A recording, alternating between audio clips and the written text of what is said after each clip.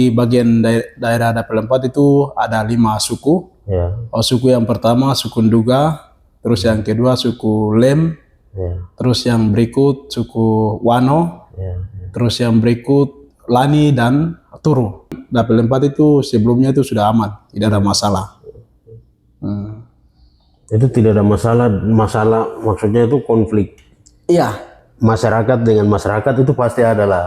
pasti ada. Tapi masyarakat dengan yang berhadapan langsung dengan militer ini. Iya, Itu sebelumnya belum ada ya, di itu wilayah sebelumnya belum Dapil ada. 4 itu. Itu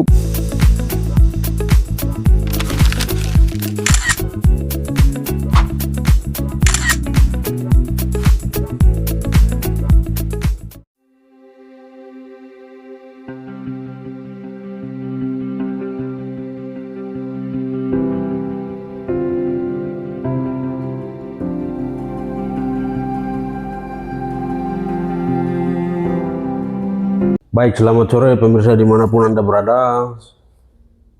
Saya Hengki Emo. Saat ini kehadiran tamu dari mahasiswa di Tabuni. Kita akan berbicara soal tema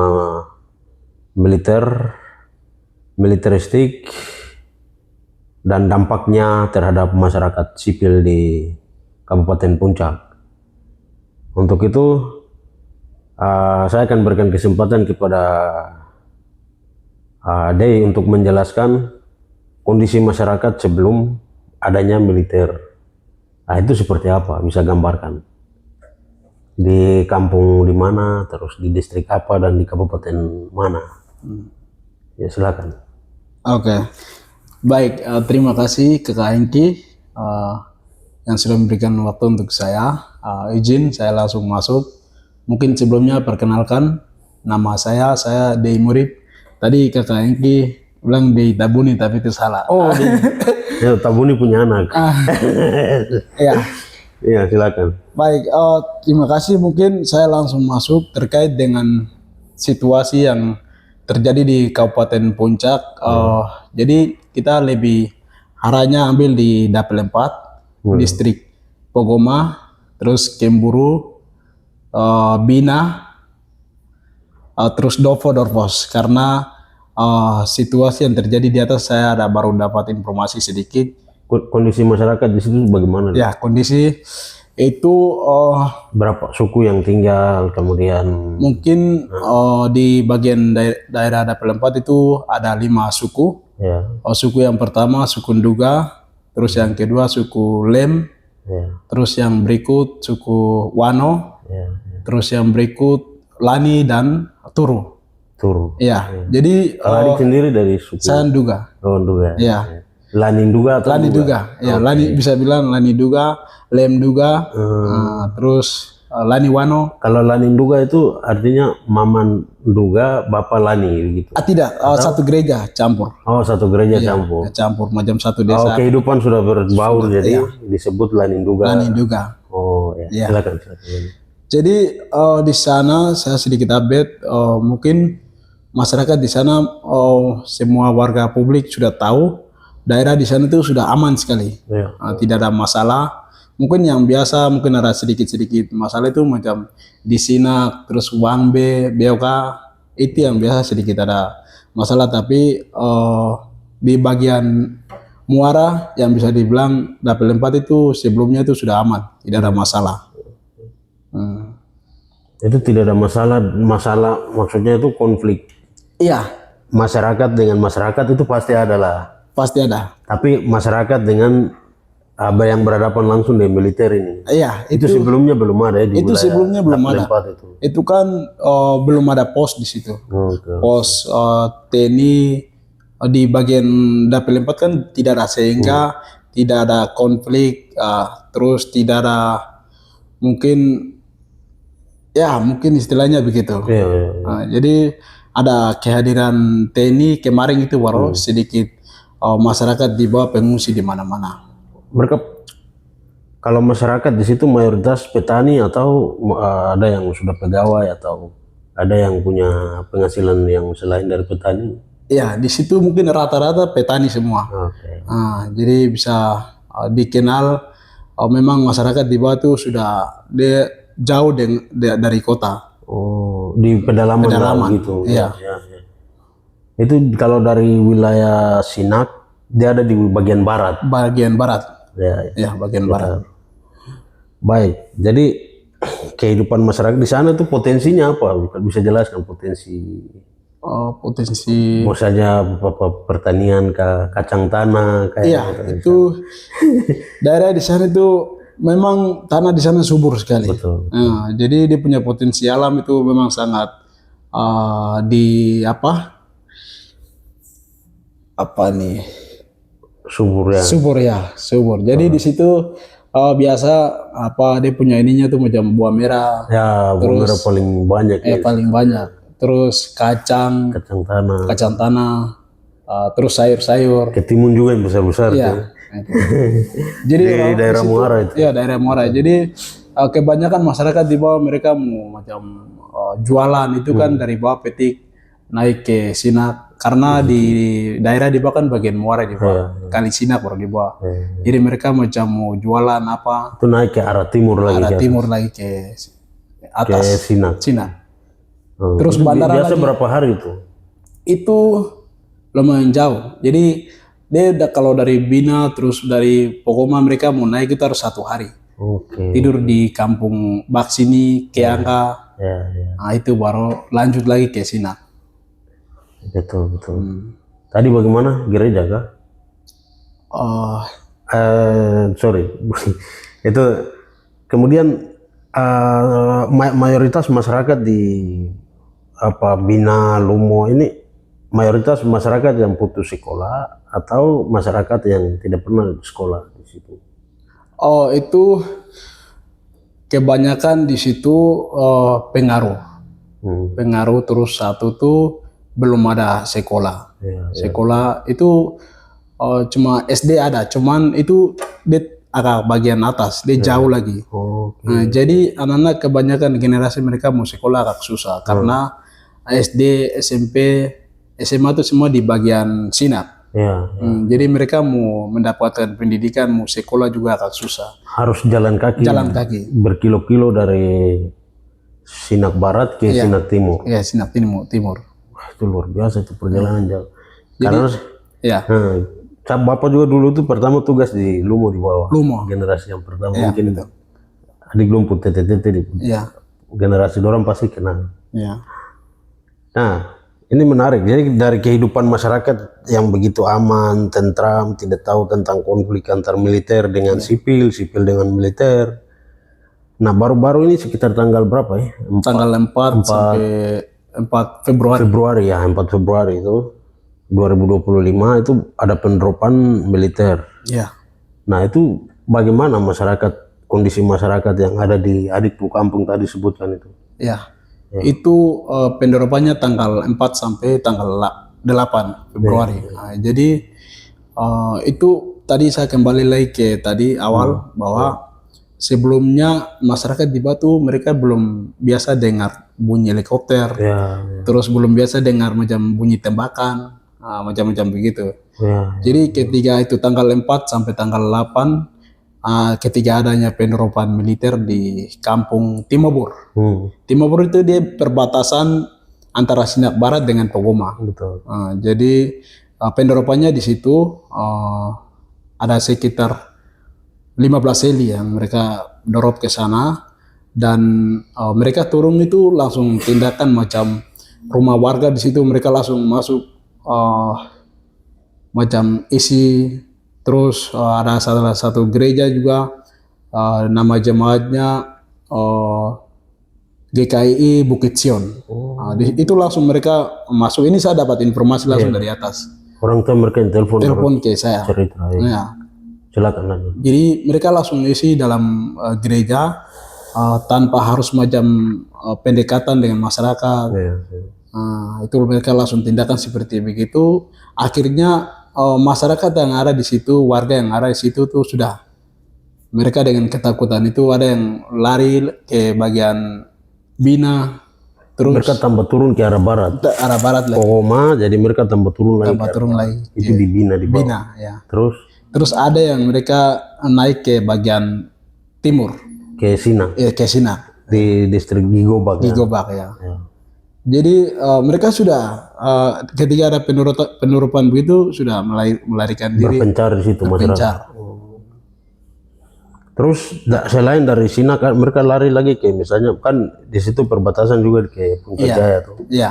Apakah ada masyarakat yang lari ke Puncak Jaya atau tidak? Itu mulai sekarang baru ada yang sudah ke Timika. Terus ada yang sudah bagi ke Puncak Jaya lagi, tapi Puncak Jaya juga ada konflik horizontal. Oh karena masalah politik ya gitu ya. Jadi saat ini belum ada ke sana. Tapi saya dengar kemarin ada warga di situ ada yang sudah ke Timika. Terus ke sini juga ada berapa orang sedikit. Mereka ada turun ke sini. Ke Nabire. Ke Nabire. Terus kebanyakan sebagian masih ada di Bina, terus di Sina. Itu apakah dari laporan warga yang masuk ke mahasiswa yang ada di Nabire itu kondisi masyarakat bagaimana? Apakah misalnya gereja atau sekolah yang ada di sana kemudian ada aparat yang masuk tinggal begitu atau bagaimana? Karena di beberapa postingan saya lihat ada seperti begitu. Iya. Jadi untuk sementara ini anggota mereka ke sana tuh memang jumlah tuh banyak. 300. Ya, 300 anggota yang mereka turun. Terus saya langsung kemarin dapat telepon 300 anggota yang mereka turun. Dan sementara ini masih tinggal di rumah-rumah warga itu. Dan di rumah warga terus gereja yang tadi saya sampaikan. Berarti masyarakat sudah berpencar, berarti tidak ada aktivitas masyarakat ya? Tidak ada, sudah tidak ada. Jadi di bagian distrik Pokoma, Sinak Barat itu sudah mulai tidak ada manusia lagi. Terus ada kontak tembak atau tidak sejauh ini? Itu ada. Itu pas saya lupa tanggal, tapi itu ada sempat kontak tembak antara teman-teman di luar TPNPB PNPB dengan anggota, tapi tidak kena apa-apa. Itu yang pertama. Terus tadi malam sekitar jam 10, kemarin jam berapa? Tanggal 7. Tanggal 7 kemarin malam jam 10 mereka sempat antara kontak lagi, baku tembak. TPNPB dengan TNI Polri. Tapi sama demikian tidak kena apa-apa. Nah, itu mulai memanas ya, sehingga masyarakat dan sisa-sisa orang tua yang mungkin bertahan di situ itu sudah mulai sekarang sudah mengungsi lagi keluar. Ini sangat memprihatinkan. Ya. Apakah dari mahasiswa sudah menyampaikan ke pihak DPR atau pemerintah terkait situasi ini atau belum? Ya, itu hari Rabu tanggal 12 Februari kemarin kami sempat aksi di kantor DPR. Oh, yang sekalian dengan Ibu Tarina Murid. Ya betul, Ibu Tarina Murid. Itu ada dua agenda kalau tidak salah. Bukan 2 agenda tapi 5 agenda yang kami dorong. Aspirasi itu. Salah satunya itu penarikan pendorongan itu militer yang saat ini terjadi di Kabupaten Puncak. Tapi aspirasi itu sudah sampai di DPR, tapi untuk tindak lanjutnya seperti apa? Kami tunggu DPRP untuk kita audiensi lagi terkait ini seperti apa. Kita minta penjelasan tapi belum ada sampai sekarang ini. Apakah mereka bicara untuk penarikan ini atau tidak, dan untuk tindak lanjutnya seperti apa? Itu belum sampai sekarang. Belum ada jawaban dari DPR. Ya. Terus kemudian langkah selanjutnya yang akan dilakukan oleh mahasiswa agar supaya masyarakat ini kembali ke daerahnya ini seperti apa langkah-langkahnya yang akan dilakukan? Kalau kami mahasiswa punya tugas hanya menyuarakan untuk menyelesaikan persoalan itu ada di pihak DPR. Karena perwakilan daerah rakyat di sana kan ada di DPRD dengan DPRP. Jadi harapan kami itu DPRP ini harus serius tangani situasi yang terjadi di atas. Karena mereka menjadi DPR, anggota dewan itu kan perwakilan suara dari rakyat ini. Jadi sekarang rakyat sedang mengungsi di mana-mana, trauma. Jadi harus harapan kami mahasiswa tuh DPRD terus DPRP provinsi perwakilan dari Kabupaten Puncak itu harus bicarakan soal ini. Jadi kemarin aspirasi kami itu penarikan penerapan TNI. Nah, itu yang harus diperkuatkan lagi. Itu harapan kami mahasiswa. DPR juga harus menyuarakan apa yang disampaikan oleh mahasiswa. Iya, Karena itu permintaan langsung dari masyarakat. Ya. dari masyarakat, suara masyarakat yang kami angkat.